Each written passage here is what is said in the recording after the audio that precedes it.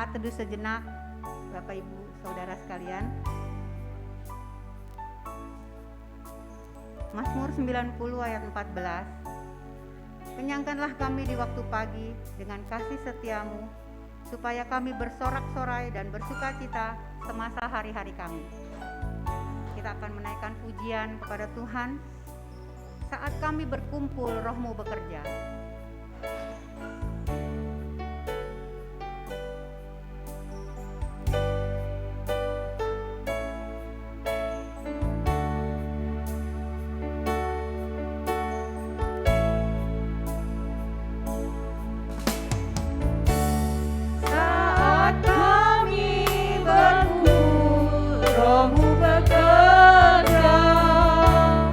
Ajar kami memuliakan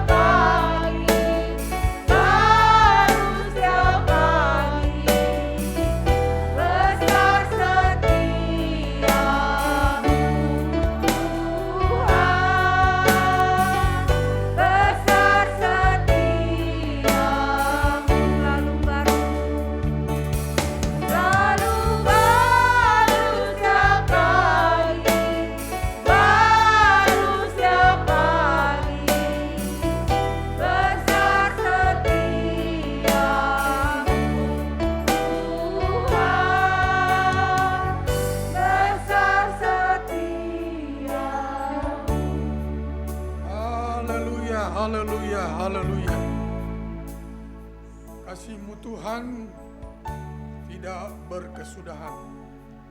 Selalu baru setiap pagi. Besar setiamu. Terbukti hari ini kami ada sebagaimana kami ada karena anugerah-Mu. Peluang untuk jumpa Tuhan melalui ibadah. Karena perjumpaan dengan Tuhan adalah segala-galanya bagi kami. Siapapun yang jumpa Tuhan pasti diubahkan oleh Tuhan. Yang sakit jumpa Tuhan, sembuh dalam nama Yesus. Yang susah, sedih, lemah, jumpa Tuhan, dihiburkan, dikuatkan, diteguhkan oleh Tuhan. Yang sedang menghadapi pergumulan masalah, jumpa Tuhan, diberi jalan keluar yang terbaik. Karenanya Bapa, kami mohonkan pengurapan-Mu turun atas kami. Berkuasa Roh-Mu ada atas kami. Sehingga ibadah kami menjadi ibadah yang dikenan Tuhan. Ibadah yang memuliakan dan mengagungkan Tuhan. Suasana surga turunlah, sebab kami berbakti kepadamu. Sadarkan kami senantiasa bahwa ibadah ini disiarkan langsung di surgamu yang mulia. Tujukan hati kami hanya kepada Tuhan. Layakkan kami oleh darah anak domba Allah untuk jumpa Tuhan hari ini melalui ibadah. Karenanya jalannya ibadah dari awal, pertengahan hingga ke akhir kami serahkan ke dalam pimpinan Tuhan. Pertolongan kita dalam ibadah ini adalah dalam nama Tuhan yang menjadikan langit dan bumi. Kasih karunia Tuhan Yesus Kristus dan kasih Allah Bapa dan persekutuan Roh Kudus menyertai kita sekalian. Amin.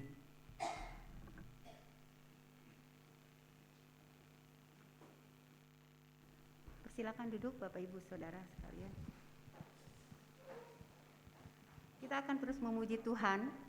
Kita akan menaikkan pujian NKI 209, Kewajiban-Mu yang Mulia.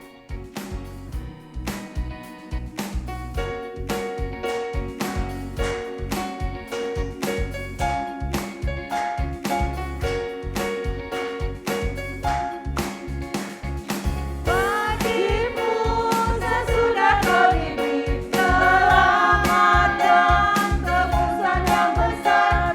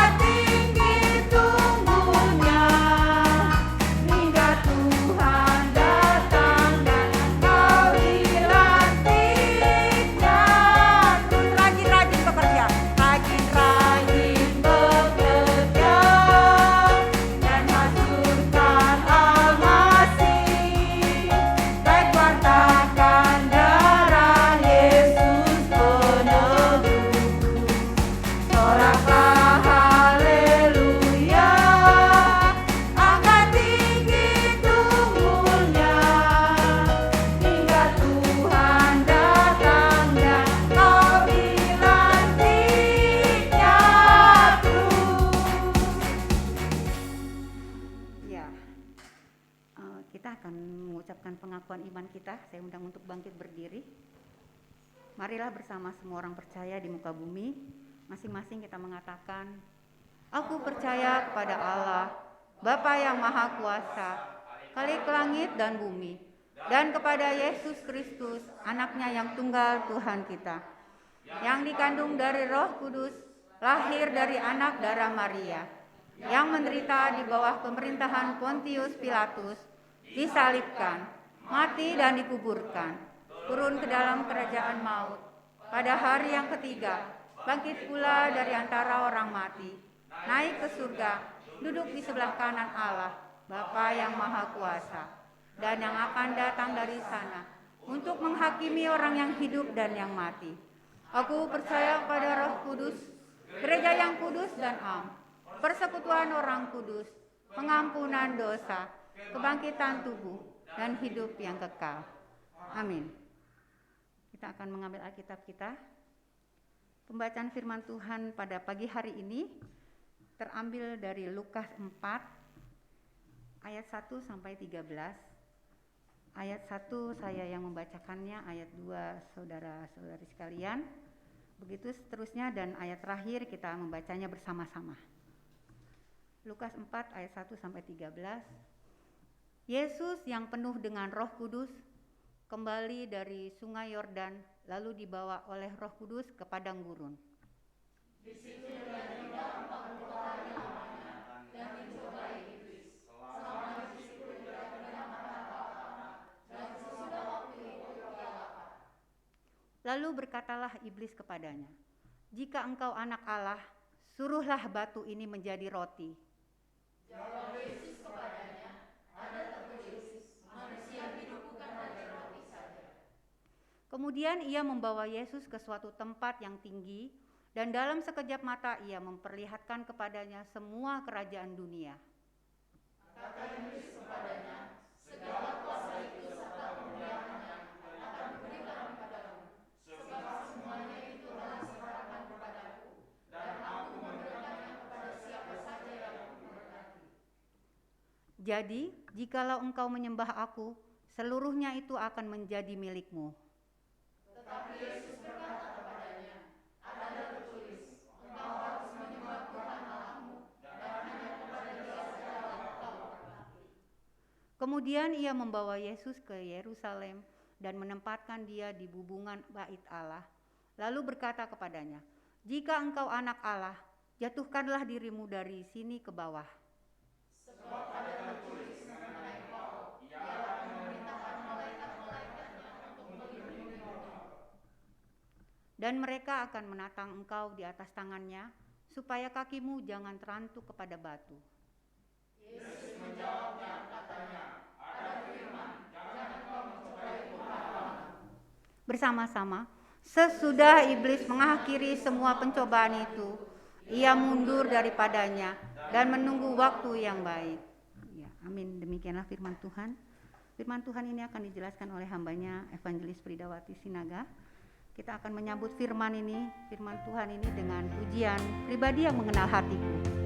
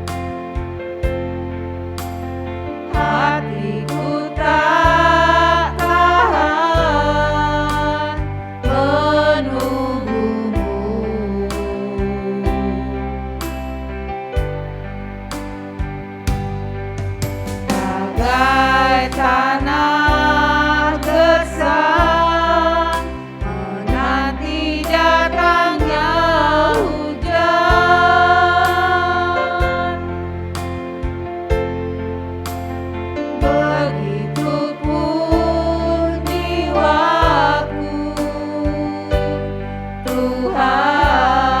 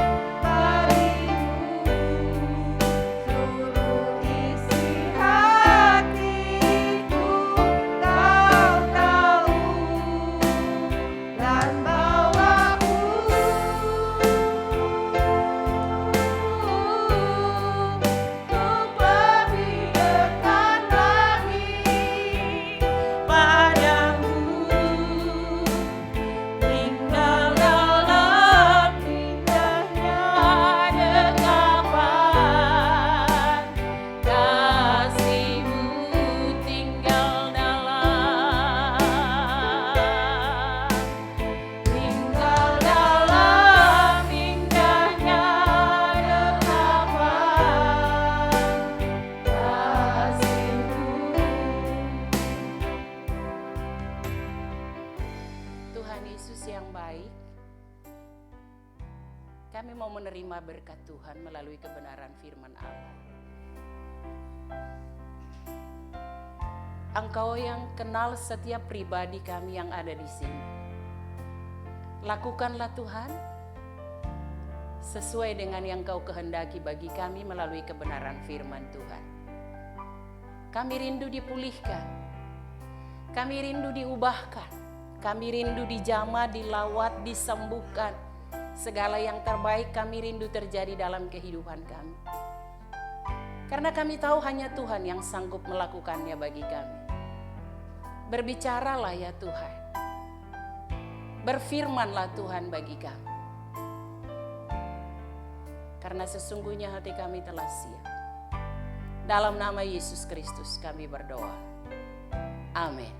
Silakan duduk jemaat. Shalom untuk kita semua. Puji nama Tuhan. Kehadiran kita tidak akan pernah sia-sia di hadapan Tuhan. Saya yakin yang hadir saat ini akan mendapat berkat yang istimewa. Karena Tuhan ada di sini mau menyapa kita. Puji nama Tuhan. Terima kasih buat peluang anugerah ini kembali ada di hadirat Tuhan. Melakukan yang terbaik. Biarlah kiranya menjadi keberkenanan dari Tuhan ada atas kita semua. Kita kembali kepada tema besar kita bahwa gereja yang bertumbuh, bertambah dan berdampak. Dan hari ini saya membawa kita kepada Lukas pasalnya yang keempat. Saya beri tema di sana adalah kemenangan yang berdampak. Pembacaan kita adalah pencobaan di padang gurun. Ya, Yesus sendiri mengalami hal itu. Tetapi bukan hanya pencobaannya yang kita lihat dan kita mau pelajari. Karena kita dirindukan oleh Tuhan menjadi umat pemenang. Amin. Ya, kemenangan demi kemenangan itu hanya dipercaya kepada orang yang telah melewati padang gurun. Yesus sudah membuktikannya bagi kita dan itu yang akan kita pelajari pada pagi hari ini. Baik jemaat yang diberkati oleh Tuhan, kemenangan yang berdampak. Ya, ada banyak kemenangan yang mungkin yang kita terima, tetapi itu dampaknya tidak terlalu terlihat. Tetapi hari ini kita dipertontonkan oleh Yesus Kristus sendiri bahwa kemenangannya itu menjadi dampak bagi kita ketika dia bisa mengalahkan iblis di padang gurun itu. Kita akan sama-sama melihat perikop ini apa tujuannya untuk kita. Karena bacaan ini ada di Injil kecuali Yohanes ya. Ada di Matius, ada di Markus. Jemaat boleh membacanya itu paralelnya.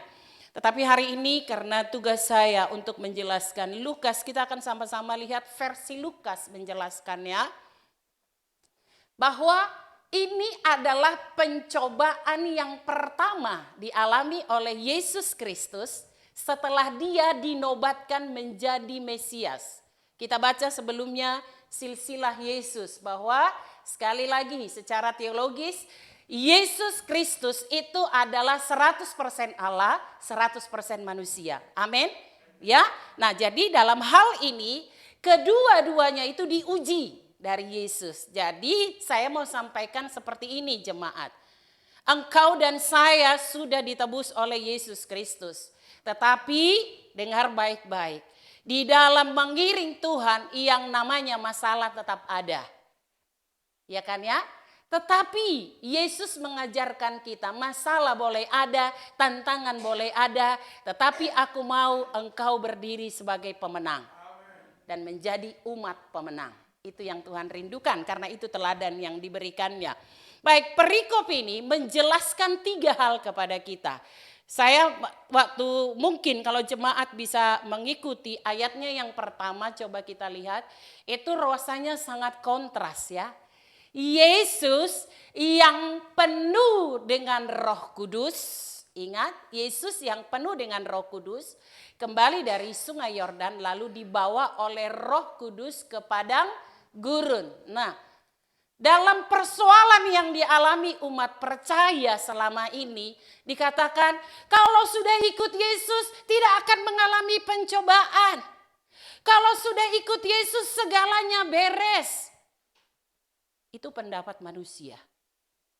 Tetapi Alkitab sangat jelas menjelaskan bahwa Yesus yang penuh dengan Roh Kudus dibawa oleh Roh Kudus itu ke padang gurun. Saya mau mengatakan, yang pertama mau mengatakan bahwa selama ini mungkin para teolog, mungkin para filsafat mengatakan mana mungkin orang benar dicobai. Mana mungkin diizinkan pencobaan dengan maksud tertentu dari Tuhan. Ya, saya sudah pernah menjelaskan bahwa orang percaya mengalami penderitaan untuk apa. Tapi ini sekali lagi. Jadi ini yang mau disampaikan dalam perikop ini bahwa sekalipun orang benar tidak akan pernah luput dari pencobaan. Prinsipnya, kalau itu penderitaan karena diri kita sendiri ya bertobat. Tetapi kalau karena itu diizinkan oleh Tuhan, ingat baik-baik, Tuhan Immanuel bagimu dan bagiku. Di ujungnya dia akan menyatakan engkau menjadi pemenang. Lihat Ayub, betul ya? Kita tahu bersama cerita Ayub, ya kan? Si bolis itu yang datang minta izin kepada Tuhan. Jadi jangan pernah. Yang pertama, dan yang istimewa dalam cerita ini, mungkin dalam perjalanan kehidupan kita bilang, kalau ada Tuhan, iblis tidak akan ada. Betul nggak? Itu konsep kita ya kan ya? Kalau ada Tuhan, iblis nggak mungkin ada. Makanya di gereja semua orang kudus. Siapa bilang? Belum tentu. Ya kan ya? Sering kita dengar di gereja besar hilang handphone, hilang dompet. Benar nggak? Pernah nggak dengar cerita itu? Ya, kalau dulu waktu muda nih, waktu muda. Kita suka beribadah di mal-mal. Ya itu kejadiannya. Dompet hilang. Orang lagi penyembahan. Dompet hilang deh itu. Kemudian yang kedua. Seolah-olah ada beranggapan bahwa kalau iblis ada atau penderitaan sudah datang, Tuhan jauh.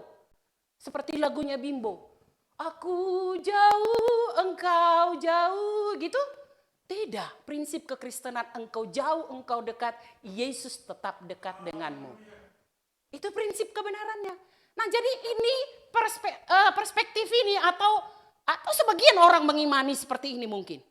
Kalau iblis ada, Tuhan gak ada, waduh. Dalam cerita di padang gurun, ibu tahu Bapak jemaat, iblis ada, Tuhan ada. Nah loh, tuh bagaimana tuh ceritanya.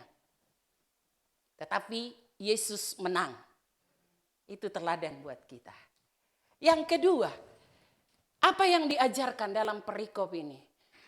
Yesus sedang mengajarkan bahwa hai umat Tuhan, hai orang yang percaya, pandanglah pencobaan atau pandanglah penderitaan.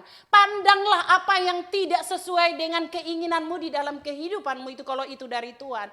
Sebagai cara Tuhan untuk kita boleh iman bertambah. Amin. Dia sedang mau merendah engkau menjadi naik. Itu yang mau diajarkan oleh Tuhan. Ya kan ya? Kapasitas kita berbeda-beda. Penderitaan kita berbeda-beda. Betul tidak? Ya kan ya? Dia sedang merendah engkau untuk menata kita lebih naik kelas. Itu yang diajarkan. Karena apa? Ini kalau kita baca, waktu saya baca, si bolisnya dahsyat ini. Ada tertulis. Iblis bilang ada tertulis. Bisa tangkap nanti saya jelaskan. Yang ketiga, jadi ingat baik-baik bahwa engkau dan saya adalah umat pilihan Tuhan. Sekalipun ada di dalam realitas yang tidak sesuai, tapi ingatlah baik-baik, Tuhan rindu kita menjadi pemenang. Ini yang sedang diajarkannya. Ya, jadi engkau sedang ada di dalam genggaman kehendak Allah. Jangan pernah ragukan bahwa Yesus Kristus Immanuel bagi kita. Apapun yang kita alami. Kemudian yang ketiga, dia sedang mengajarkan, dia sedang menjelaskan bagaimana caranya menang atas pencobaan itu. Halo? Ya, dia sedang mengajarkan. Jadi 3 poin ini yang kita pelajari dan itu menjadi tujuan dari perikop ini disampaikan oleh Lukas kepada kita.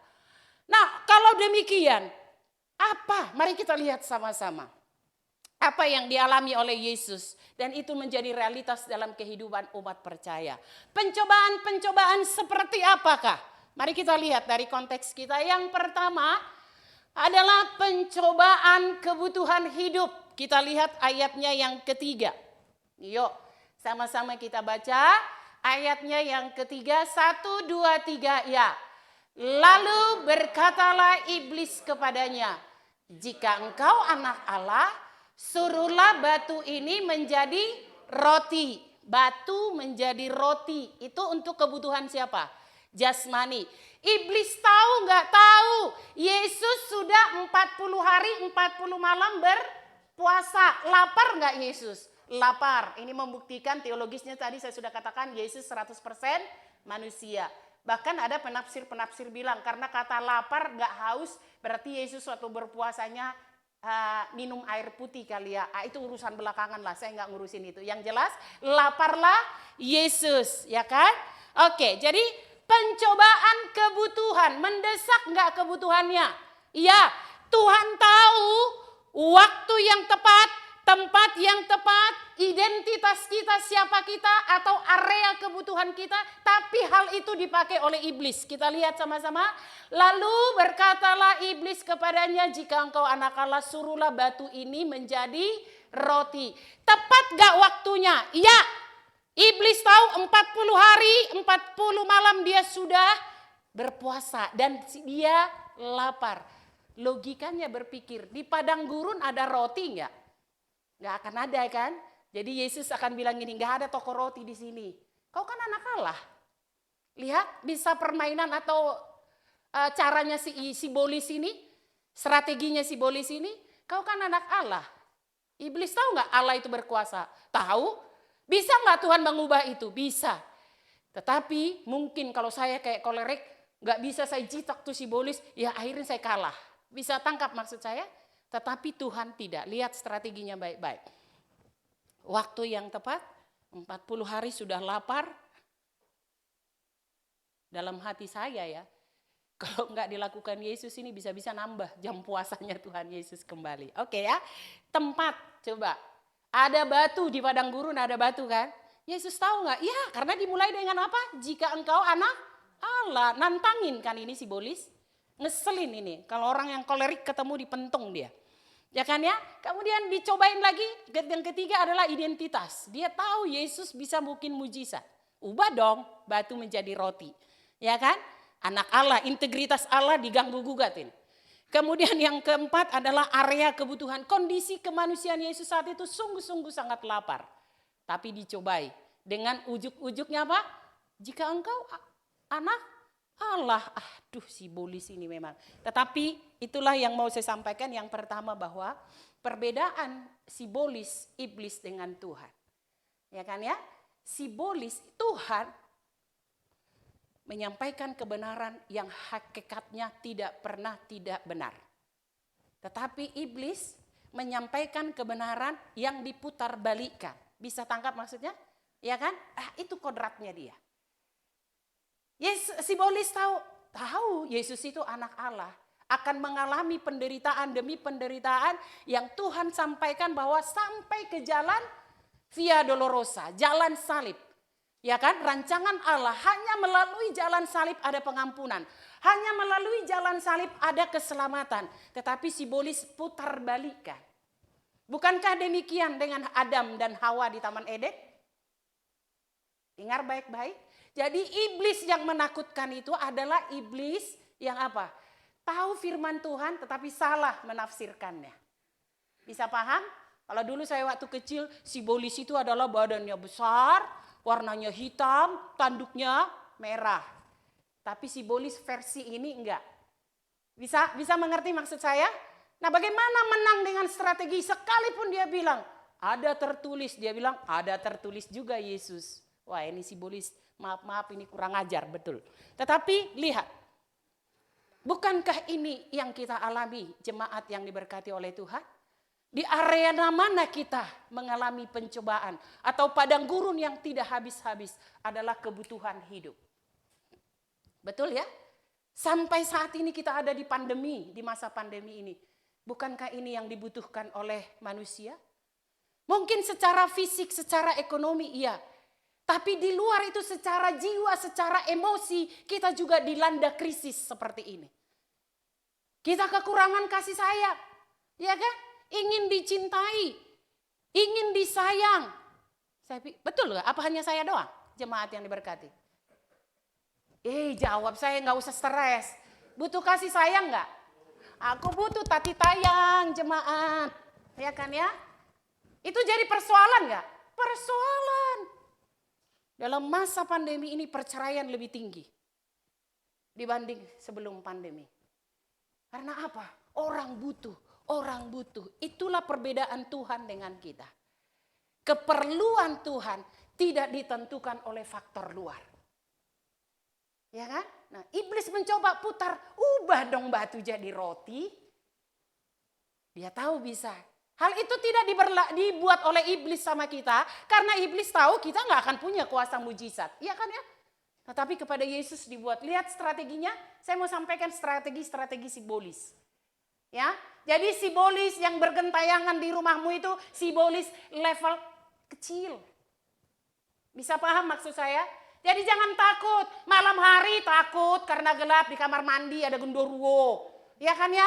Di pohon ada genderuwo, itu iblis level kecil. Iblis level ini strateginya, lihat. Dia tahu firman, tapi dia salah gunakan. Dan yang diuji siapa? Anak Tuhan, ini Yesus loh jemaat. Berarti kita ada nggak peluang itu? Ada. Tetapi dengar baik-baik, Yesus menginginkan kita jadi pemenang. Amin. Tapi di prosesnya diizinkan, iya, tujuannya ada, imanmu dan imanku bertumbuh sampai kepada berdampak. Itu yang diinginkannya. Aku waktu baca ini, betul-betul simbolis ini. Ya kan ya? Area kebutuhan kita. Itu yang pertama. Pencobaan ini mau orang percaya mau orang cantik, mau orang ganteng, mau orang kaya. Ini menjadi persoalan yang utama di kehidupan manusia. Yaitu apa? Kebutuhan. Tapi Yesus menang gak? Menang. Kita pun menang. Amin. Karena Tuhan, bukan karena kita. Ketika kita taat, Tuhan yang berdaulat atas kehidupan kita. Yesus tidak perlu peneguhan atau perbantu dari orang lain. Tetapi orang percaya perlu gak? Sangat memerlukan.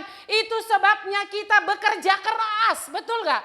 Sampai hari kalau bisa 36 jam satu hari. Gak ada waktu untuk ini. Kita orang Jakarta kan begitu kan. Kenapa gak datang? Gak punya waktu. Loh, kemana waktunya? Coba. Kalau udah hari Jumat, itu hari macet sedunia. Terkenalnya karena apa? Orang semua mencari kebutuhan. Ini dipakai oleh iblis. Manusia itu memerlukan dari luar untuk memenuhinya. Tapi Tuhan mengajarkan, Tuhan tidak memerlukan hal itu. Mari kita belajar seperti itu. Jadi, nah kemudian prinsip apa yang dikatakan? Ubahlah roti, ayat 4 coba. Lebih kejam gak kata-katanya? Ya. Jawab Yesus kepadanya, ada tertulis, manusia hidup bukan dari roti saja. Prinsipnya ada di sini. Ya, roti butuh nggak? Butuh. Artinya semua butuh roti, iya. Tetapi saya mau sampaikan bahwa roti itu levelnya di bawah, lebih tinggi firman Tuhan. Amin. Bisa tangkap maksud saya? Roti perlu, iya. Tapi firman Tuhan, kebenaran itu lebih perlu memerdekakan engkau, membuat engkau kuat, membuat engkau dipulihkan. Itu yang diajarkan oleh Tuhan Yesus. Roti dibutuhkan oleh semua orang. Mau orang percaya, mau orang tidak percaya. Tapi firman Allah levelnya lebih tinggi. Itu sebabnya di Matius 6 ayat 33, carilah dahulu kerajaan Allah dan kebenarannya, maka semuanya itu akan ditambahkan. Ini diputarbalikkan oleh simbolis itu kepada umat orang percaya. Kita selalu bilang, kalau nggak ada kerja bagaimana kita mau bawa persepuluhan, mau bawa persembahan rohani kan kedengarannya. Tetapi Tuhan bilang, itu semua ditambahkan ternyata. Tapi simbolis itu dulu. Bisa tangkap maksud saya? Hal itu yang diputarbalikkan di padang gurun kepada Yesus. Jadi mari hati-hati. Ya, jadi firman Tuhan mengatakan, Allah mengatakan manusia hidup bukan dari roti saja. Roti betul itu kebutuhan kita. Tetapi firman Tuhan di atasnya roti. Halo, amin, jemaat yang diberkati oleh Tuhan. Nah ini, pencobaan ini yang dipulihkan oleh Tuhan. Yesus sudah menang atas itu, engkau dan saya pasti bisa menang, amin. Bersama dengan Tuhan. Mari prinsip kehidupan kita.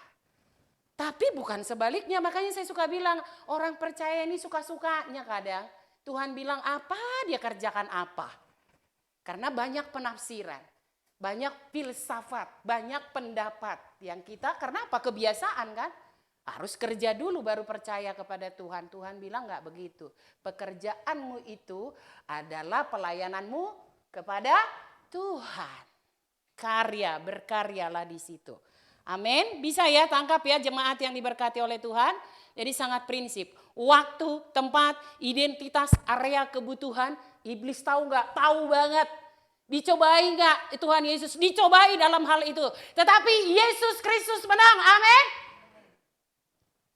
Engkau dan saya pun harus menang dalam hal itu.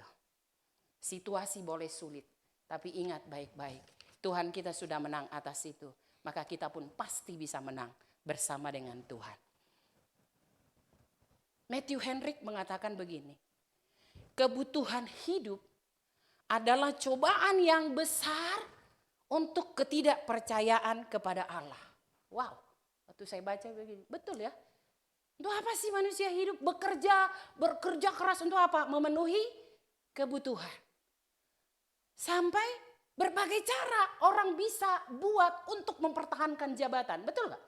Berbagai cara orang buat supaya mencari keuntungan sebanyak-banyaknya.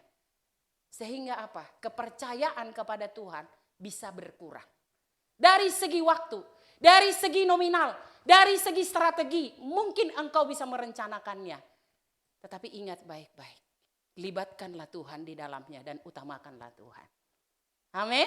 Itu yang diajarkan. Jadi saya mau mengatakan bahwa kita lihat pertama, Adam gagal nggak? Gagal. Urusan makan kan? Buah di pengetahuan, betul nggak? Buah pengetahuan, bukan buah di pengetahuan. Iblis pakai itu kan? Jemaat yang diberkati oleh Tuhan, yang salah bukan Hawa ya, bukan karena saya perempuan. Tapi secara teologisnya yang salah siapa? Adam. Walaupun yang melakukannya bisa terima nggak? Bapak-bapak bisa terima nggak? Tanggung jawabmu sebagai imam. Amin. Jadi kalau istri dan anakmu salah, di hadapan Tuhan yang salah adalah suami. Wow, berat gak? Berat. Ajar istri dan anak-anakmu untuk tetap ada di kebenaran. Berbahagia istri yang suaminya melakukan kebenaran. Amin. Nah gua bagaimana? Kata yang gak ada, Tuhan ada. Dia yang langsung mengajarnya. Amin. Haleluya. Ya kan? Israel gagal. Waktu mereka terima manna, ada persoalan gak? Persoalan, marok ya kan ya? Diajarkan bangsa Israel setiap pagi dapat manna kan? Ada yang marok nggak? Ada. Apa yang terjadi? Belatung dan busuk. Adam gagal, Israel gagal. Tapi Tuhan Yesus menang. Amin. Hidup bukan dari roti saja. Tetapi oleh firman Tuhan. Amin. Oke. Nah ya jadi hidup ini untuk mencapai kehendak Allah. Haleluya. Jadi pencobaan apa yang diajarkan oleh Tuhan Yesus? Kebutuhan hidup. Saya sudah bilang tadi, kebutuhan hidup enggak cuman makan, tapi ada jiwa, kasih sayang, ya dihargai, betul enggak? Ya kan ya? Itu juga kebutuhan. Ketika kita berjalan sebagai koridor yang benar, suami-suami menjadi kepala di tengah keluarga, maka istri dan anaknya akan diberkati. Istri-istri sebagai tiang doa dan penolong, maka anak dan suamimu akan sejahtera. Anak-anak pusaka Tuhan taat kepada Tuhan, kepada orang tua seperti kepada Tuhan, maka engkau akan mengalami yang namanya umur panjang dan berkat melimpah. Itu kata firman Tuhan. Mari kita ada di koridor itu. Yang kedua, tetapi ntar dulu. Apa yang membuat ketika kebutuhan ini tidak terpenuhi? Ya, Alkitab menjelaskan bahwa di Matius 6, mungkin di situ tidak ada, tapi Di Matius 6, mari coba, ada Alkitabnya Pak sebelum ke sana. Ketika kebutuhan hidup itu tidak terpenuhi, apa yang terjadi yang menjadi realitas kehidupan orang percaya? Matius 6 ayat 25 yang punya Alkitab ini ayat yang sudah biasa. Maaf tidak ada di slide saya, mari kita akan sama-sama melihatnya. Tadi saya sudah bacakan di ayatnya yang ke-33. Oke, tentang apa judulnya? Hal kekhawatiran. Oke, hal kekhawatiran. Nah, ini nih. Ketika kebutuhan itu tidak terpenuhi, apa yang terjadi?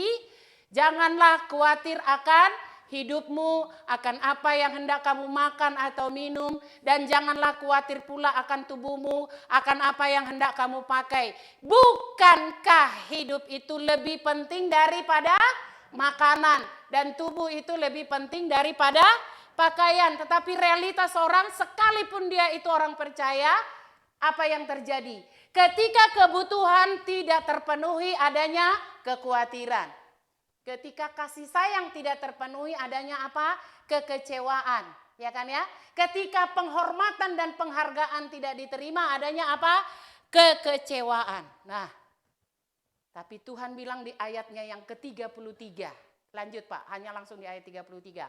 Mari kita sama-sama membacanya. Tadi saya sudah sampaikan. 2, 3, ya. Tetapi carilah dahulu kerajaan Allah dan kebenarannya, maka semuanya itu akan ditambahkan kepadamu.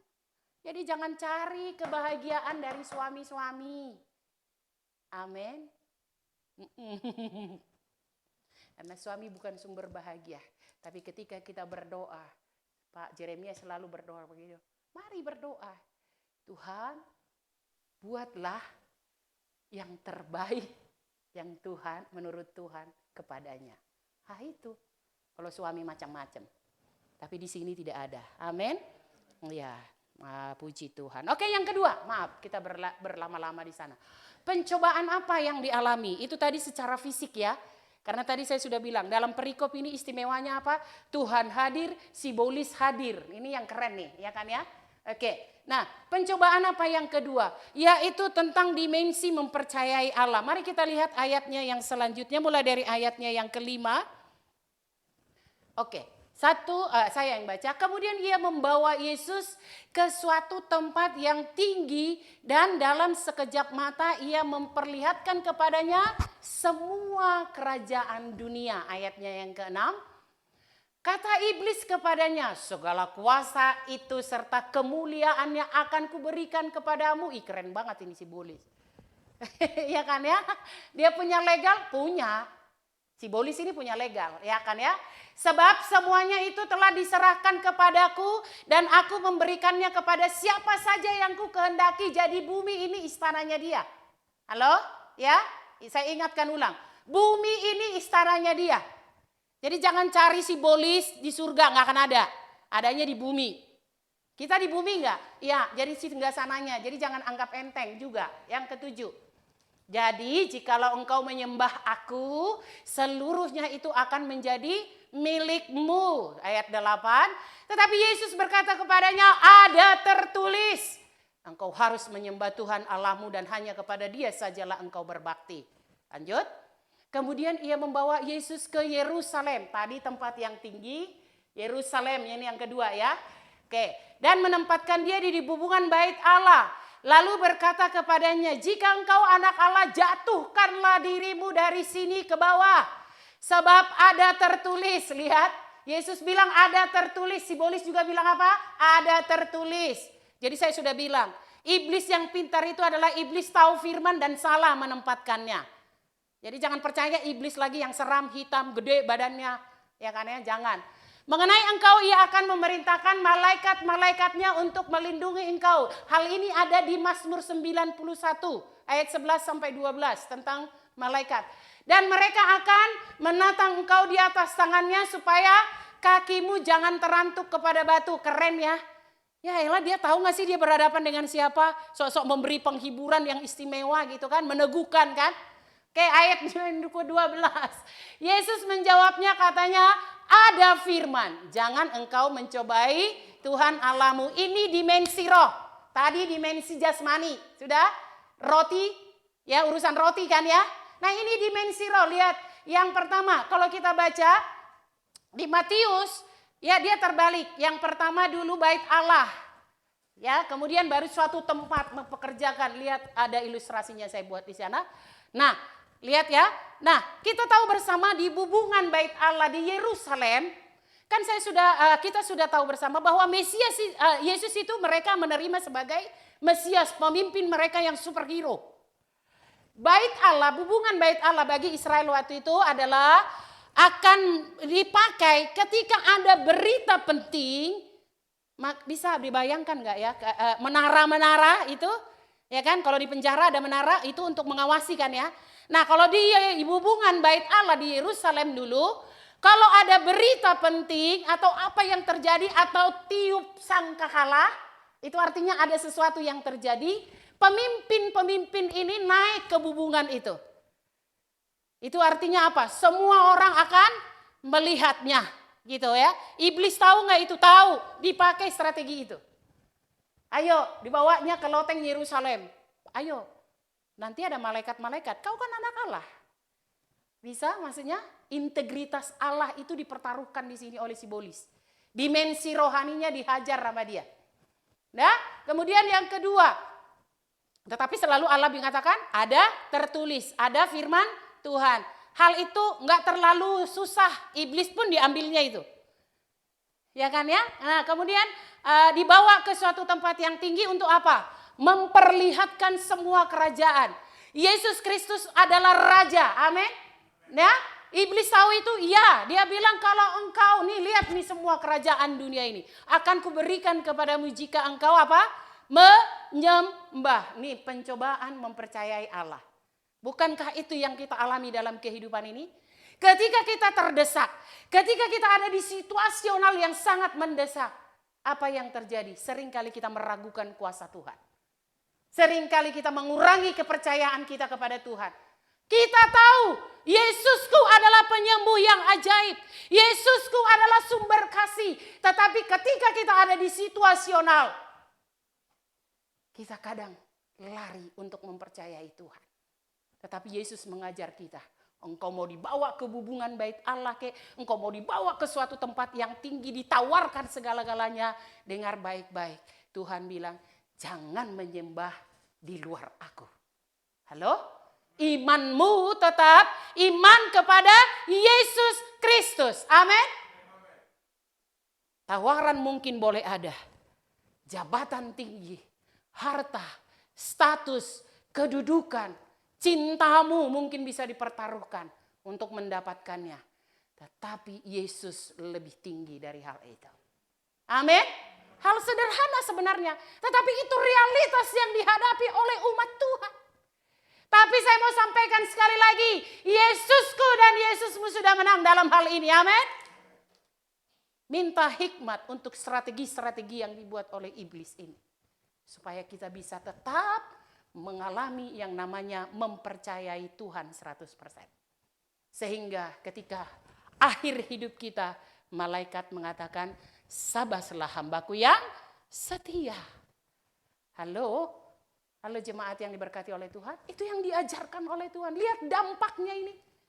Yesus sudah melewati hal ini. Oleh karena itu, saya mau sampaikan. Setan ada 3 hal yang di sana dikatakan. Apa? Setan tahu Alkitab dan teologi. Jadi jangan pernah anggap enteng dengan setan. Amin. Ini setan levelnya level high loh maksud saya. Dia tahu firman dan teologi, dia tahu. Kan kau anak Allah. Ada tertulis, ada tertulis.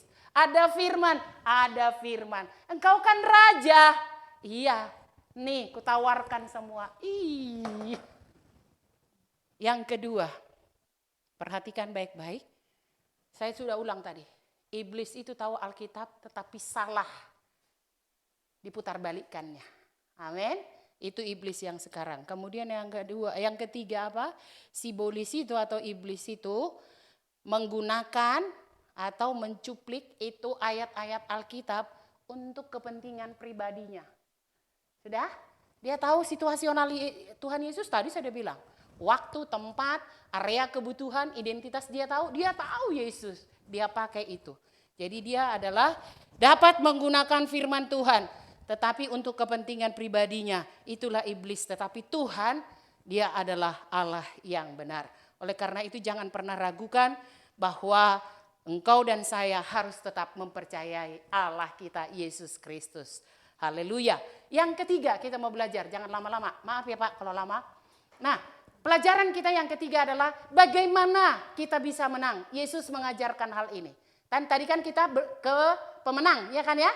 Yesus sudah menang, kita pun pasti bisa menang. Mari saya ingatkan kembali. Senjata rohani apa yang kita pakai untuk bisa berkemenangan? Bertentunya bersama dengan Yesus. Yang pertama adalah Yesus Kristus dipenuhi oleh Roh Kudus. Jangan anggap enteng dengan Roh Kudus. Amin. Jangan anggap enteng dengan saat teduhmu. Jangan anggap enteng dengan karunia Roh Kudus. Halo jemaat yang diberkati oleh Tuhan. Izinkan dirimu dipakai oleh Tuhan. Yesus saja yang dipenuhi oleh Roh Kudus dibawa ke padang gurun. Apalagi kita. Jadi jangan prinsipnya kalau sudah ikut Tuhan Yesus nggak ada masalah. Tidak. Yesus Kristus mengajar ada masalah tapi engkau menang. Itu yang diajarkannya. Yang kedua, apa yang kita lihat di sana? Yesus Kristus menggunakan firman secara tepat. Halo? Tadi iblis tahu firman dan teologi tahu. Tetapi dipakai iblis itu firman itu dipakai untuk hal yang salah. Lihat Adam. Ingat ya. Tuhan kasih firman kepada Adam. Adam mengajar Hawa. Dia tahu iman Hawa yang lemah. Ini penafsiran saya. Sehingga iblis itu pakai Hawa. Hati-hati di rumah. Antara suami dan istri. Iman siapa yang lemah. Itu yang dipakai oleh iblis. Itu tafsiran saya. Halo? Halo jemaat? Artinya apa? Teruslah berdoa. Mesbah keluarga terus ada. Imam-imam harus memberkati istri dan anak-anak. Jadi Yesus tepat. Bahkan tadi dikatakan ubah dong batu menjadi roti. Yesus bilang manusia hidup bukan dari roti saja. Tetapi melalui firman Tuhan. Kemudian yang kedua. Ayo semua ini kutawarkan. Engkau kan raja, engkau orang hebat. Hanya satu, sembah aku. Yesus bilang apa? Jangan menyembah Tuhan Allah dengan sembarangan. Ya kan ya? Jadi tepat digunakan. Firman itu juga, mari kita yang bermedsos, tepat gunakan firman supaya menjadi berkat dan engkau dimenangkan dalam segala persoalan. Amin. Gunakan dengan benar. Artinya adalah orang yang belajar. Mari kita lihat firman Tuhan ayatnya. Efesus 6 ayat 17, Ibrani 4 ayat 12. 1, 2, 3 ya. Dan terimalah ketopong keselamatan dan pedang roh, yaitu firman Allah. Pedang urusannya berarti berperang. Ya, saya sudah bilang tadi dimensi yang dihajar ini. Kemudian Ibrani 4 ayat 12, 2, 3 ya. Sebab firman Allah hidup dan kuat dan lebih tajam daripada pedang bermata dua manapun. Ia menusuk amat dan dalam sampai memisahkan jiwa dan roh, sendi-sendi dan sumsum. Ia sanggup membedakan pertimbangan dan pikiran hati kita. Halo, jemaat yang diberkati oleh Tuhan. Jadi pakai ketopong keselamatan, cukup firman. Amin. Iman dan firman itu cukup sudah untuk kita bisa menang. Jangan yang lain-lain, karena Roh Kudus kita sudah miliki. Saya tutup dengan satu ilustrasi. Ketika saya membaca ini, ketika saya mendengarkan ini disampaikan oleh hambanya, yaitu Pak Stephen Tong. Dia bilang ada satu majalah yang menceritakan seorang wartawan. Ya, seorang wartawan berhasil meliput bahwa di negeri Cina ada satu sekolah yang berhasil mendidik anak-anak kecil, ya. Dan dididiknya bukan hanya pengetahuan tetapi juga mengenai keimanan atau kekristenan. Di mana anak-anak ini adalah kelas kecil, anak kecil umur 5 sampai 7 tahun, tapi kelas tuli dan bisu. Ya, tuli dan bisu. Bisa mengerti? Artinya mereka hanya pakai bisa mata dengan tulisan. Nah, wartawan ini masuk ke dalam ruangan itu dan dia beri pertanyaan baik pertanyaan pengetahuan, ilmu dan yang lain-lain. Dan 3 pertanyaan terakhir yang mau menjebak dan itu pertanyaan tentang iman.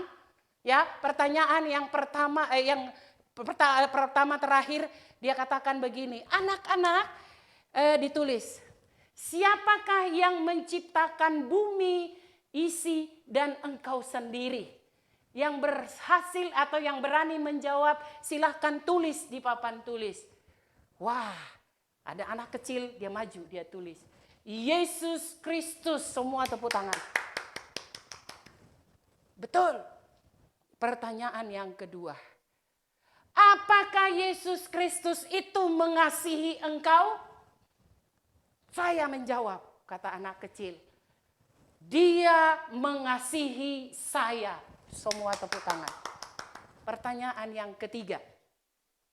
Kalau Yesus Kristus itu maha kasih dan mengasihi engkau, mengapa dia membuat engkau bisu dan tuli?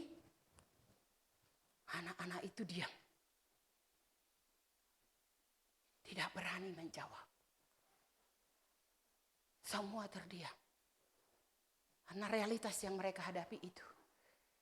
Setelah hening beberapa waktu, ternyata ada anak kecil yang berani mengatakan. Dia bilang, demikianlah kehendak Tuhan bagi kami, terpujilah nama Tuhan. Dengan suara yang, tangan yang gemetar, anak kecil itu menulis, sehingga akhirnya bersorak semua.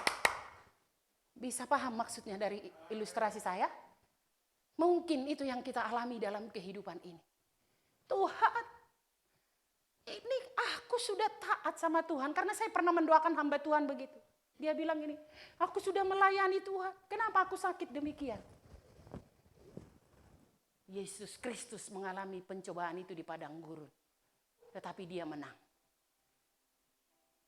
Ketika itu kita mengatakan, itu kehendak Tuhan, terpujilah nama Tuhan, maka iman kita naik levelnya. Halo jemaat yang diberkati oleh Tuhan. Amin. Itu yang dirindukan Tuhan. Suasana akhirnya wartawan ini menguploadnya di majalah sampai semua orang diberkati. Kalau anak kecil itu berani menyatakan imannya tetap percaya kepada Yesus Kristus, terlebihkah kita yang sudah ditebus oleh Tuhan? Situasi boleh ada tidak sesuai, mungkin dengan sakit penyakit, mungkin dengan persoalan emosi, mungkin dengan persoalan ekonomi, mungkin dengan persoalan apa saja. Tetapi ingat baik-baik, Yesus Kristus Immanuel bagimu dan bagiku. Dia tetap mengasihi. Marilah hidup berkemenangan yang berdampak. Tuhan Yesus memberkati kita. Mari kita berdoa. Bapa, terima kasih. Engkau Allah yang luar biasa menyapa kami hari ini. Terima kasih buat kepercayaan Tuhan. Bahwa kami didaulat oleh Tuhan untuk menjadi orang-orang yang menang. Kami sadar diri kami siapa Tuhan. Tetapi bersama dengan Tuhan dan bersama dengan Roh-Mu, kami pasti bisa dan mampu untuk melewati segala persoalan hidup bersama dengan Engkau. Dan Engkau Tuhan memberikan kami menjadi orang-orang yang menang, yang bersuka cita, yang beriman kepada Yesus Kristus sampai akhir hidup kami. Terima kasih Bapa yang baik. Engkau sudah mengajar kami. Yesus sudah menang, maka kami pun memiliki kemenangan karena Yesus. Hamba-Mu berhenti berbicara, tapi kuasa firman Allah yang merema bagi setiap kami. Terpujilah Engkau Tuhan. Hamba-Mu kembalikan segala puji, hormat, syukur ke dalam kehadirat Tuhan. Dalam nama Yesus Kristus kami berdoa. Amin. Tuhan Yesus memberkati. Saya kembalikan kepada yang memimpin.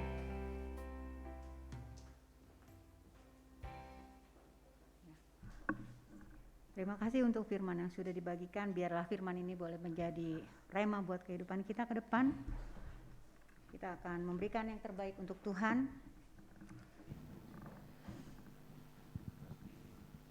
Persembahan ini akan diiringi dengan pujian NKI 239, Hitung Berkatmu.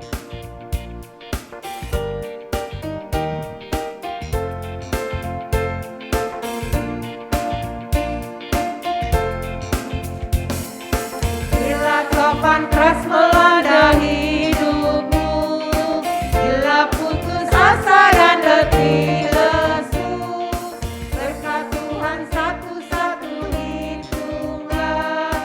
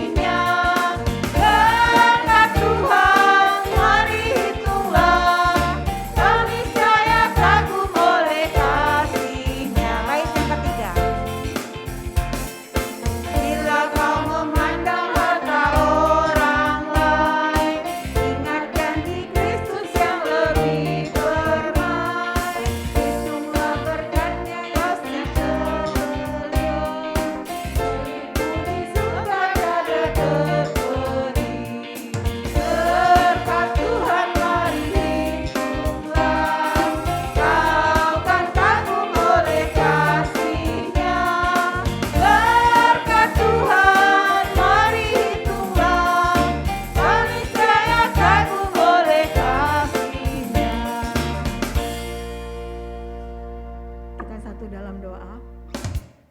Bapa, kami menaikkan ucapan syukur kami kehadirat Tuhan pada hari Minggu ini. Kami sudah diberkati oleh Tuhan. Kami juga boleh mendapat kesempatan untuk menaikkan puji-pujian kami dan beribadah kepadamu. Kami juga sudah mengumpulkan apa yang kami miliki untuk pelebaran kerajaan Tuhan di tempat ini. Tuhan memandang persembahan yang sudah kami kumpulkan, kiranya Tuhan memberkati. Dan biarlah persembahan ini boleh dikelola dengan baik di tempat ini untuk pelayanan Tuhan dan untuk kemuliaan nama Tuhan. Tuhan juga memandang setiap kami, tangan-tangan yang telah memberikan persembahan ini. Tuhan memberkati setiap usaha dan pekerjaan yang selama ini mereka lakukan. Tuhan mencukupkan segala kebutuhan. Tuhan memberikan kesuksesan dalam setiap usaha yang mereka kelola dan mereka usahakan selama ini. Terima kasih Tuhan Yesus. Tuhan juga boleh melawat jika mereka juga memiliki pergumulan hidup, dan Tuhan menghibur dan memberikan jawaban kepada mereka. Terima kasih ya Bapa. Kami mau menyerahkan ibadah kami hingga selesainya ke dalam tangan Tuhan. Hanya di dalam nama-Mu kami berdoa. Haleluya. Amin.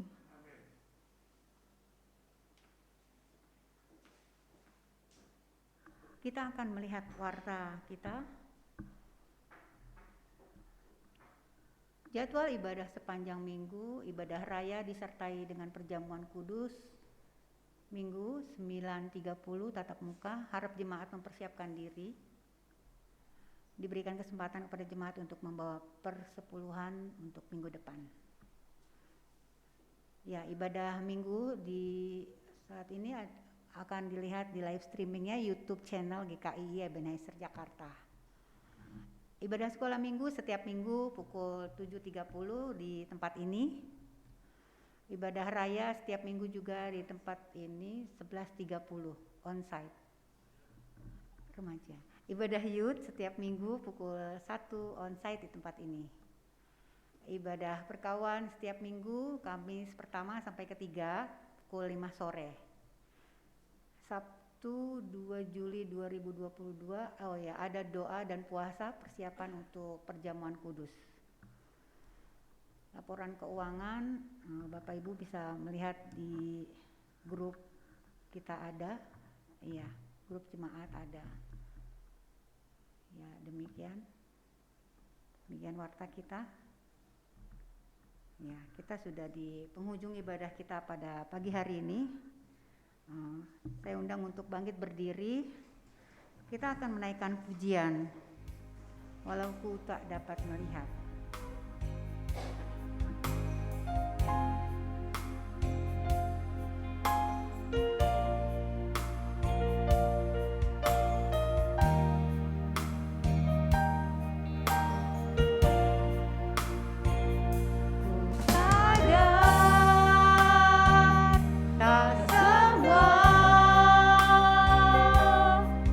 Dapat aku miliki di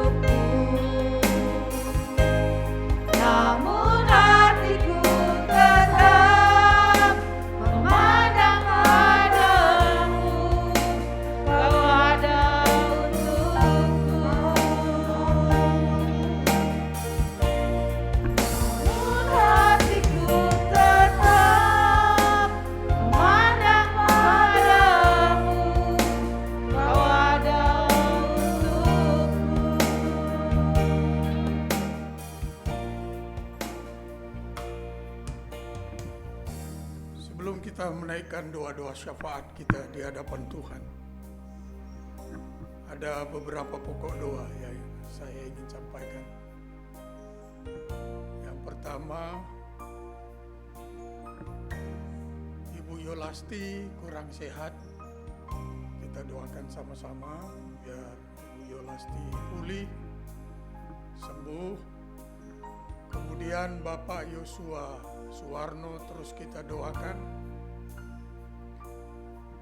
Yang berikut adalah Ibu Risma, ya, istri dari Pak Eko, kita doakan. Dalam minggu ini ada 2 yang ulang tahun, Bapak Sugiono, dan hari ini Saudari Yeni. Kita doakan mereka. Mari kita menghadap Tuhan dengan bersuara. Semua pokok-pokok doa yang sudah saya sampaikan tadi, kita doakan bersama-sama. Kita berdoa. Bapa, kami bersyukur Tuhan beri kami peluang anugerah untuk menghadap Tuhan melalui doa syafaat. Saat ini Tuhan, kami membawa Ibu Risma menghadap Tuhan.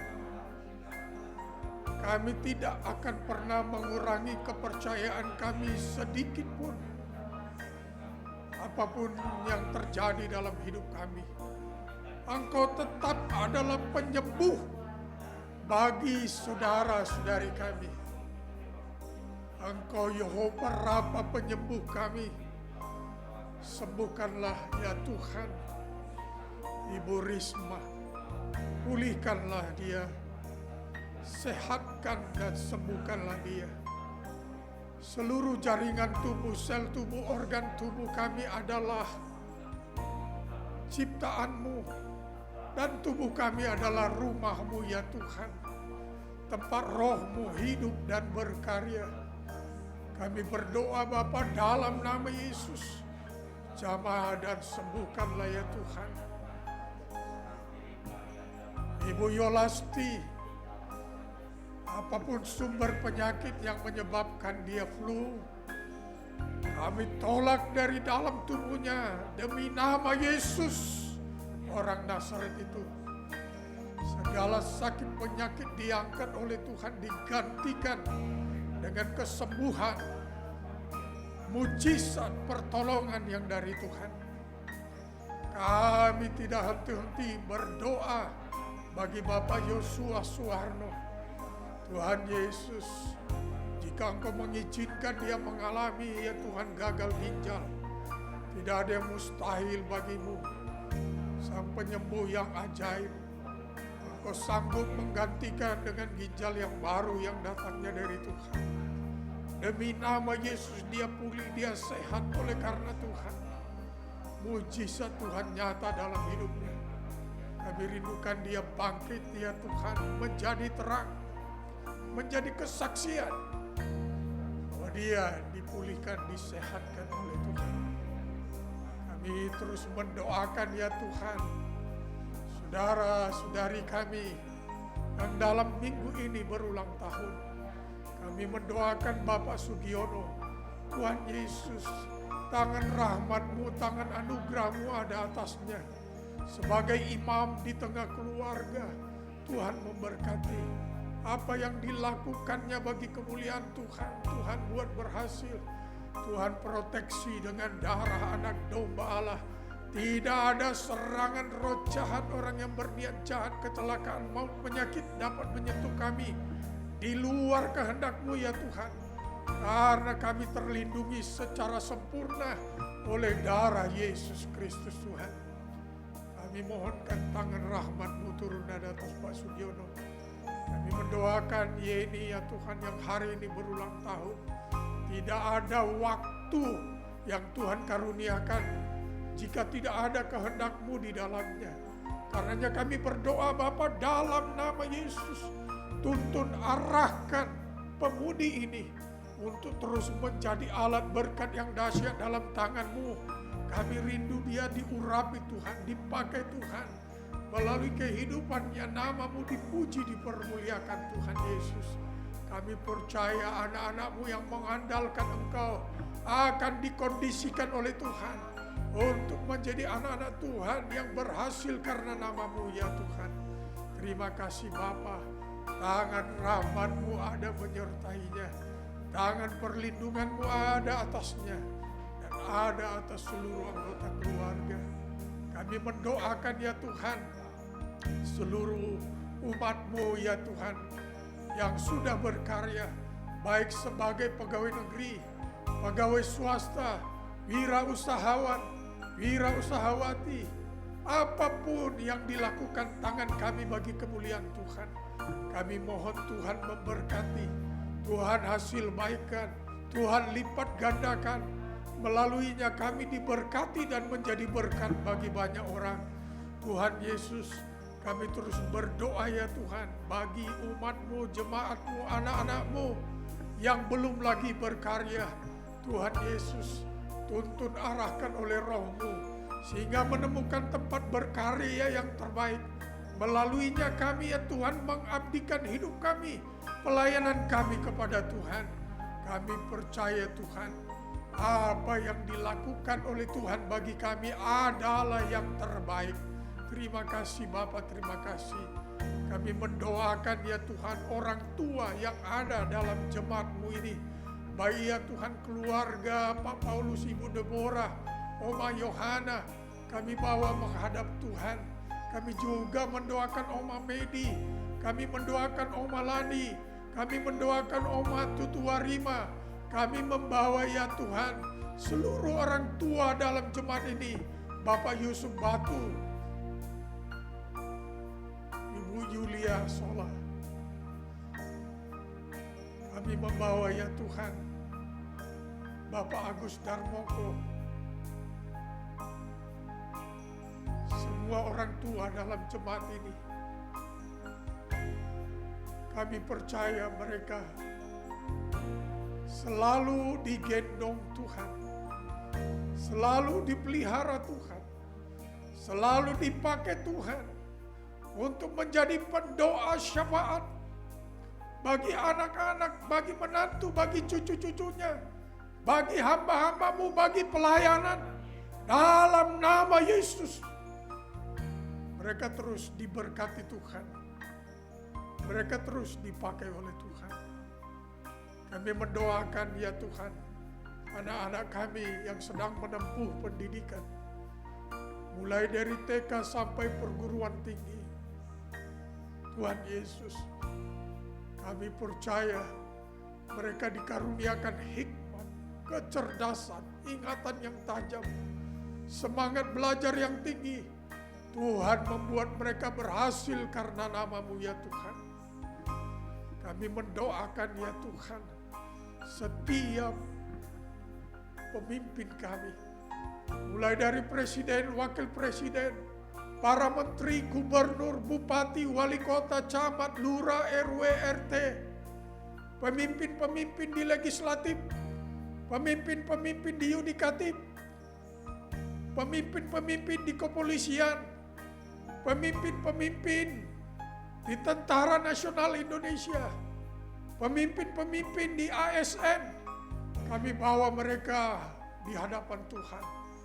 Demi nama Yesus, roh takut akan Tuhan ada atas mereka. Setiap kebijakan yang mereka ambil sesuai dengan kehendak Tuhan. Jika ada oknum-oknum tertentu, sekelompok orang tertentu yang ingin menghancurkan bangsa dan negara kami, dengan otoritas Tuhan kami berseru, demi nama Yesus, kami patah hancurkan niat jahatnya.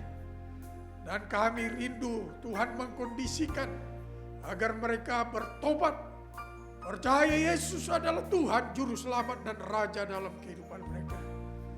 Terima kasih Bapa, karenanya kami serahkan diri untuk digembalakan oleh Tuhan. Tuntunlah kami semua ke padang yang berumput hijau, ke mata air yang tenang, segarkanlah jiwa kami. Saudaraku yang kekasih, arahkanlah pandanganmu kepada Imam Agung kita Tuhan Yesus Kristus, Raja kita, Raja di atas segala raja. Lalu imanilah dia, tadahkan tanganmu dan terimalah janji berkat-Nya. Tuhan memberkati engkau dan melindungi engkau. Tuhan menyinari engkau dengan wajah-Nya dan memberi engkau kasih karunia. Tuhan menghadapkan wajah-Nya kepadamu dan memberi engkau damai sejahtera. Kiranya damai sejahtera dari Bapa kita yang di surga, kasih yang kekal dari anaknya Yesus Kristus, persekutuan yang manis dengan pribadi Roh Kudus ada menyertai kita siang hari ini hingga Maranatha. Yesus datang kembali menjemput sale-salenya surga dan bumi. Surga dan bumi, pujilah Allahmu sumber kurnia, seluruh makhluk puji terus.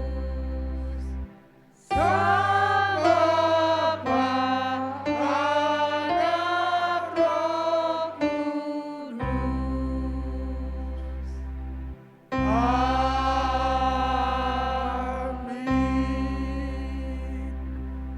Amin, amin, amin. Silakan duduk saat teduh sejenak.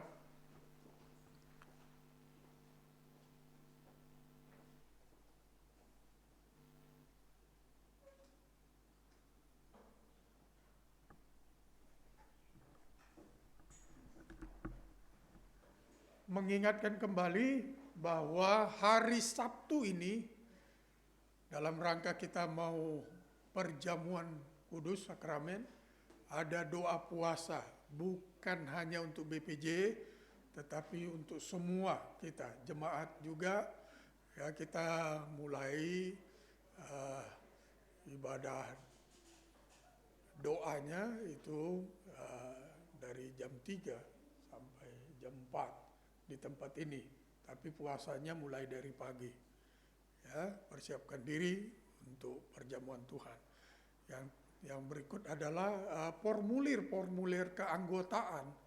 Tolong dikembalikan kepada sekretaris gereja, Ibu Jopita dengan Ibu Yolasti. Boleh titip juga kepada Ibu Ponikekung, ya, supaya keanggotaan kita jelas dengan segala hak dan kewajibannya. Selamat hari Minggu, Tuhan Yesus memberkati kita semua.